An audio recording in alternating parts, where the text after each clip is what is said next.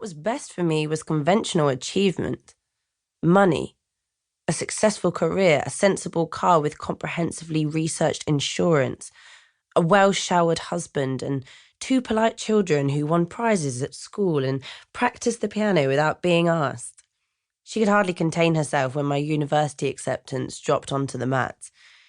She droned on and on about the potential husbands I'd meet, a smorgasbord of cultured intellectuals who played tennis and skied and wore shoes with real leather uppers, an army of fictional Sebastians and Ruperts who'd walk me through cloistered courtyards reciting Wordsworth and Tennyson and Yeats.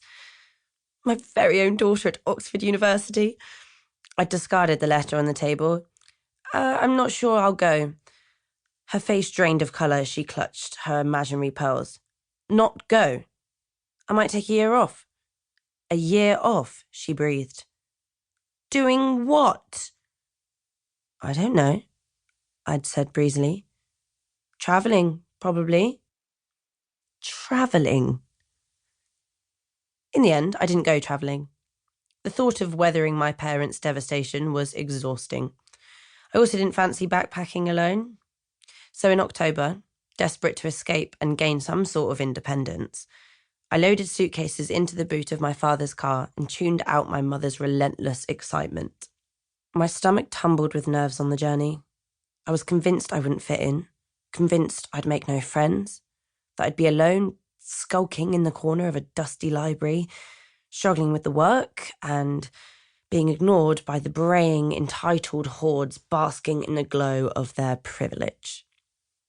On day 4, I met Kit. He'll be all right. Remember, I love you. He ran the tips of his fingers over my cheek. I chewed my lip. Did Jay say how late he'll be? Kit shook his head. Time is a concept which he's apparently rejected. He took my hand and we started walking again. He'll be there, though. He won't go back on a promise. Kit and Jeremy were in their 3rd year and had been friends since the first day of Freshers' Week.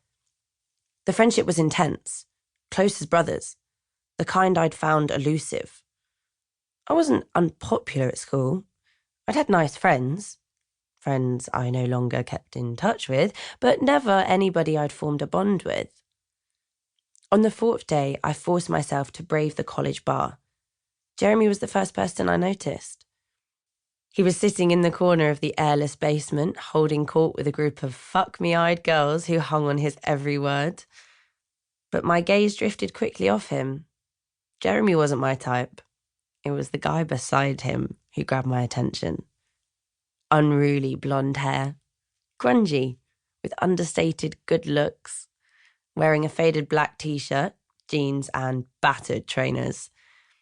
He turned and caught me staring, held my gaze for a moment, then smiled and looked away, glancing back to smile again. I watched him for a while, serene in that rowdy hormonal room, the space he occupied tranquil. I wanted to crawl in with him. We kissed outside the bar in the shadows, the music and drunken shrieks from inside fading as we melted into each other. We held hands when we walked to his room, our fingers entwined, his thumb stroking the side of my hand, each touch electric. The sex was incredible, and we were inseparable from that moment on. As we lay together afterwards, he talked about Jeremy. It was clear how much the friendship meant. So when, a few days later, he took me to meet him, I was riddled with nerves.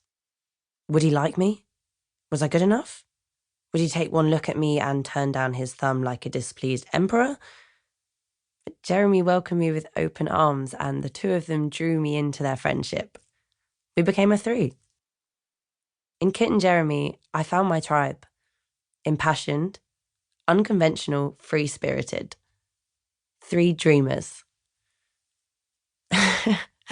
Maybe we should live on a ranch in Wyoming or a hammock on a beach in Guatemala, I'd say as we passed a spliff around. Or a croft in the Highlands, breed some hairy cattle and look for kestrels.